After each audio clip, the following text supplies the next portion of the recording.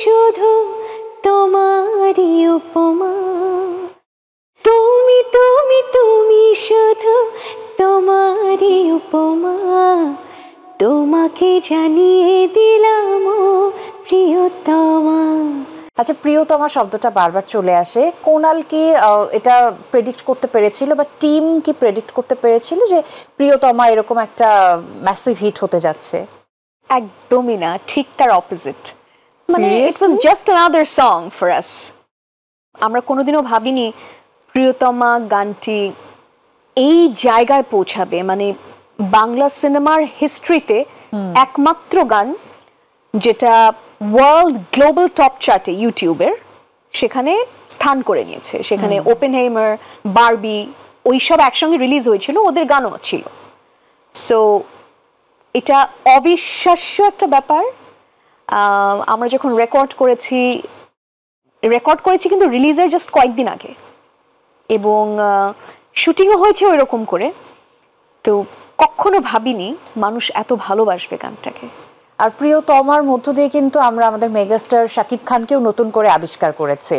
So এখন আমার request থাকবে কোনালাপুর কণ্ঠে 2 লাইন প্রিয়তমা। আচ্ছা, গানটা তো আর আমার একার না, গানটা লিখেছেন আসিফ ইকবাল ভাই, সুর করেছেন আকাশ সেন, আমি আর বালাম ভাই গেয়েছি।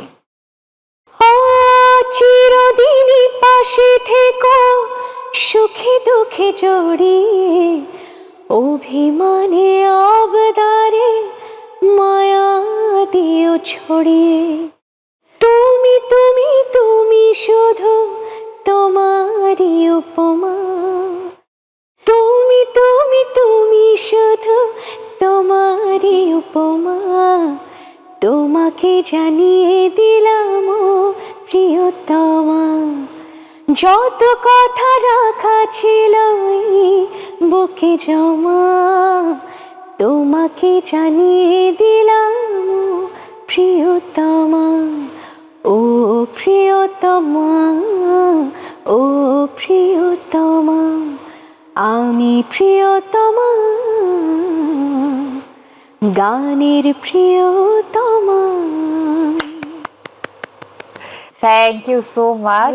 যতবার এই গানটা শুনি ততবার নতুন করে ভালো লাগা তৈরি হয় আমার এবং আমার সকল দর্শকদের।